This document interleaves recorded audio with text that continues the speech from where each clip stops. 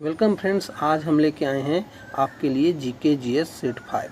तो चलिए मैं इस वीडियो को शुरू करता हूं। आज का हमारा पहला प्रश्न है, उपराष्ट्रपति किस सदन का सदस्य होता है। तो यहाँ उपराष्ट्रपति की बात कही जा रही है, तो यह किसी भी सदन का सदस्य नहीं होता, यानी ऑप्शन नंबर डी इस प्रश्न का सही उत्तर हो जाएगा। और दोस्तों, काफ़ी बार एग्जाम में क्वेश्चन पूछा जाता है कि उपराष्ट्रपति राज्यसभा का पदेन सभापति किस अनुच्छेद के अंतर्गत होता है। तो वह अनुच्छेद है 64, ये आपको याद रखना है। ठीक, उपराष्ट्रपति राज्यसभा का पदेन सभापति अनुच्छेद 64 के तहत होता है। और अनुच्छेद 69 के तहत, याद रखिएगा, अनुच्छेद 69 के तहत उपराष्ट्रपति को राष्ट्रपति शपथ दिलाता है, ये भी आपको याद रखना है। अब हम चलते हैं अगले प्रश्न की ओर। हमारा अगला प्रश्न है, सारनाथ के सिंह स्तंभ के नीचे कौन से 4 पशु दिखाया गया है। तो वह कौन से 4 पशु दिखाया गया है।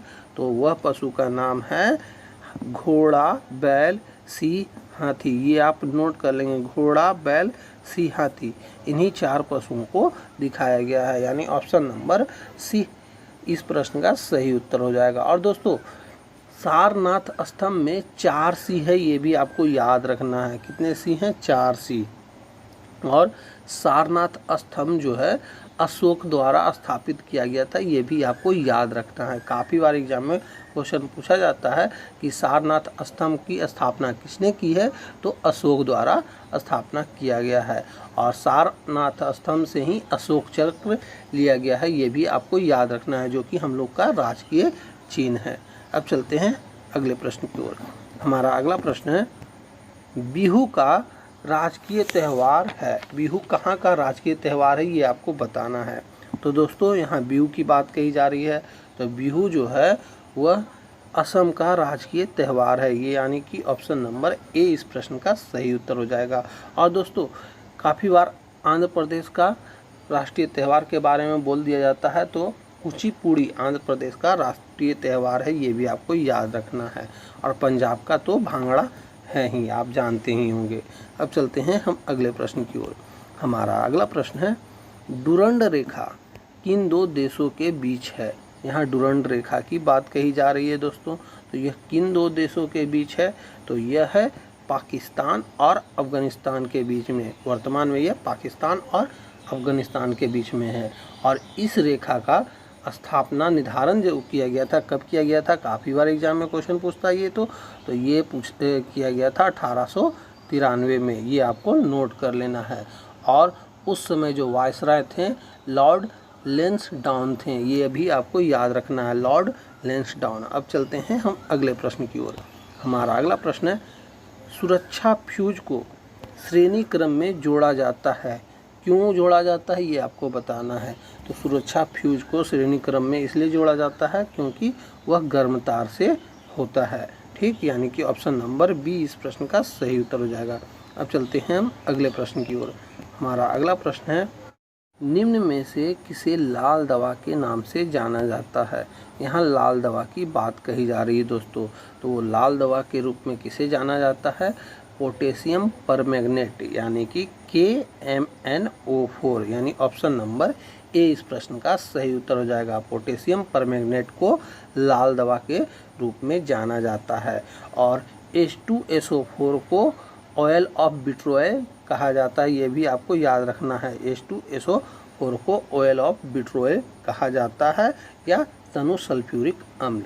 ठीक, अब हम चलते हैं अगले प्रश्न की ओर। हमारा अगला प्रश्न है, मनुष्य में पाई जाने वाली सबसे छोटी ग्रंथि कौन सी है।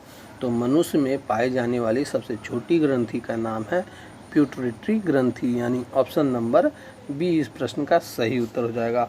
और दोस्तों, काफ़ी बार एग्जाम में क्वेश्चन पूछा जाता है कि सबसे बड़ी ग्रंथि कौन है। तो सबसे बड़ी ग्रंथि यकृत है, ये भी आपको याद रखना है। और काफ़ी बार एग्जाम में बड़ी ग्रंथि के बजाय दूसरी सबसे बड़ी ग्रंथि पूछा जाता है। तो दूसरी सबसे बड़ी ग्रंथि अग्नाशय है, ये आपको याद रखना है। अब हम चलते हैं अगले प्रश्न की ओर। हमारा अगला प्रश्न है, किस पर्वत श्रेणी को हिमाद्री नाम से भी जाना जाता है। तो हिमाद्री नाम से किस पर्वत श्रेणी को जाना जाता है? तो उस श्रेणी का नाम है बृहत हिमालय। बृहत हिमालय को हिमाद्री के नाम से भी जाना जाता है। अब हम चलते हैं अगले प्रश्न की ओर। हमारा अगला प्रश्न है, कौन से समिति का गठन बजट प्रस्तुत किए जाने के बाद की जाती है? तो वह कौन सा समिति का गठन किया जाता है बजट प्रस्तुत करने के बाद? तो उस समिति का नाम है प्राक्कलन समिति, यानी कि ऑप्शन नंबर ए इस प्रश्न का सही उत्तर हो जाएगा। और दोस्तों, प्राक्कलन समिति में कितने सदस्य होते हैं ये आप नोट कर लेंगे, क्योंकि काफ़ी बार एग्जाम में ये क्वेश्चन पूछा गया है। तो प्राक्कलन समिति में कुल 30 सदस्य होते हैं, ये आपको याद रखना है। और लोक लेखा समिति में कितने सदस्य होते हैं? तो लोक लेखा समिति में टोटल 22 सदस्य होते हैं, ये भी आपको याद रखना है। और प्राक्कलन समिति में जो टोटल 30 सदस्य होते हैं वह टोटल लोकसभा के सदस्य होते हैं, ये भी आपको नोट कर लेना है। अब हम चलते हैं अगले प्रश्न की ओर। हमारा अगला प्रश्न है, धार्मिक स्वतंत्रता का अधिकार किस अनुच्छेद के अंतर्गत दिया गया है? यहाँ धार्मिक स्वतंत्रता का अधिकार के बारे में बोला जा रहा है दोस्तों। तो यह किस अनुच्छेद के अंतर्गत दिया गया है? तो यह दिया गया है 25 से 28 के अंतर्गत, यानी कि ऑप्शन नंबर बी इस प्रश्न का सही उत्तर हो जाएगा दोस्तों। तो दोस्तों, यहाँ अनुच्छेद 25 से 28 के अंतर्गत जो स्वतंत्रता दी गई है वो मैं आपको बता देता हूँ, आप नोट कर सकते हैं। तो अनुच्छेद 25 के तहत जो है स्वेच्छा से किसी भी धर्म को स्वीकार करने के लिए कहा गया है, अनुच्छेद 25 के अंतर्गत। और अनुच्छेद 26 के अंतर्गत धार्मिक क्रियाकलाप में भाग तथा धार्मिक संस्था का निर्माण करने का अधिकार दिया गया है। और अनुच्छेद 27 के तहत धार्मिक दान दिए जाने का पर कर में छूट प्राप्त करने का अधिकार है। और अनुच्छेद 28 के तहत सरकारी शिक्षण संस्था में कोई धार्मिक शिक्षा नहीं दिया जाएगा, ये कहा गया है। तो ये आप नोट कर लेंगे। अब हम चलते हैं अगले प्रश्न की ओर। हमारा अगला प्रश्न है, निम्नलिखित में से किस युद्ध में प्रथम बार तोपों का प्रयोग किया गया था? तो वह कौन सा युद्ध था दोस्तों? तो वह युद्ध था पानीपत का प्रथम युद्ध, यानी कि ऑप्शन नंबर ए इस प्रश्न का सही उत्तर हो जाएगा।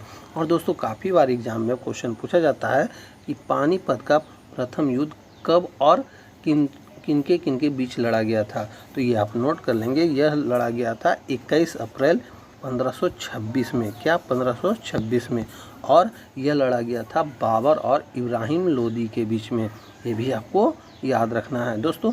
एक मैं ट्रिक बता देता हूँ बाबर के युद्ध के बारे में। तो बाबर के जो 4 युद्ध महत्वपूर्ण हैं वो आपको ट्रिक से मैं याद करा देता हूँ। वह ट्रिक है, बाबर पानी पिया, खाना खाया, चांद देखा और घर गया। ये आप ट्रिक याद रखेंगे। बाबर पानी पिया, खाना खाया, चांद देखा और घर गया। तो पहला युद्ध जो था बाबर का पानीपत का युद्ध था, जो कि 1526 में हुआ था। दूसरा युद्ध था खाना खाया, यानी कि राणा सांगा के साथ उन्होंने युद्ध किया था 1527 में। उसके बाद चांद देखा, चांदेरी का युद्ध किया था 1528 में। और उसके बाद घर गया, घघरा का युद्ध किया था 1529 में। ये आपको ट्रिक से याद हो जाएगा, आप 1-2 बार दोहरा सकते हैं। अब हम चलते हैं अगले प्रश्न की ओर। हमारा अगला प्रश्न है, वह मुद्रा जिसकी आपूर्ति मांग की अपेक्षा अधिक हो कहलाती है? तो वह कौन सी मुद्रा कहलाती है? तो वह सॉफ्ट करेंसी कहलाती है, यानी कि ऑप्शन नंबर ए इस प्रश्न का सही उत्तर हो जाएगा। अब हम चलते हैं अगले प्रश्न की ओर। हमारा अगला प्रश्न है, सार्वजनिक क्षेत्र में विनिवेश को कहते हैं? क्या कहते हैं सार्वजनिक क्षेत्र में विनिवेश को? तो उसे कहा जाता है निजीकरण। क्या? निजीकरण। अब हम चलते हैं अगले प्रश्न की ओर। हमारा अगला प्रश्न है, विधान परिषद की स्थापना एवं समाप्ति का अधिकार किसके पास होता है? तो यह अधिकार होता है संसद के पास, यानी ऑप्शन नंबर डी इस प्रश्न का सही उत्तर हो जाएगा दोस्तों। और काफ़ी बार एग्जाम में यह क्वेश्चन पूछा जाता है कि विधानसभा की स्थापना और समाप्ति का अधिकार किस अनुच्छेद के अंतर्गत संसद को दिया गया है? तो वह अनुच्छेद है 169, ये आपको याद रखना है। और काफ़ी बार ये भी एग्जाम में क्वेश्चन पूछा जाता है कि विधान परिषद के सदस्यों का कार्यकाल कितना वर्षों का होता है? तो यह 6 वर्षों का होता है, ये भी आपको याद रखना है। अब हम चलते हैं अगले प्रश्न की ओर। हमारा अगला प्रश्न है, विश्व मानसिक स्वास्थ्य दिवस हर वर्ष मनाया जाता है। कब मनाया जाता है दोस्तों? तो यह मनाया जाता है 10 अक्टूबर को। और दोस्तों इसी तरह क्वेश्चन पूछा जाता है कि विश्व होम्योपैथिक दिवस कब मनाया जाता है? तो यह मनाया जाता है 10 अप्रैल को। ये भी आपको याद रखना है। अब हम चलते हैं अगले प्रश्न की ओर। हमारा अगला प्रश्न है, ठोस में तरल के विलयन का उदाहरण है। क्या उदाहरण है ठोस में तरल विलयन का उदाहरण?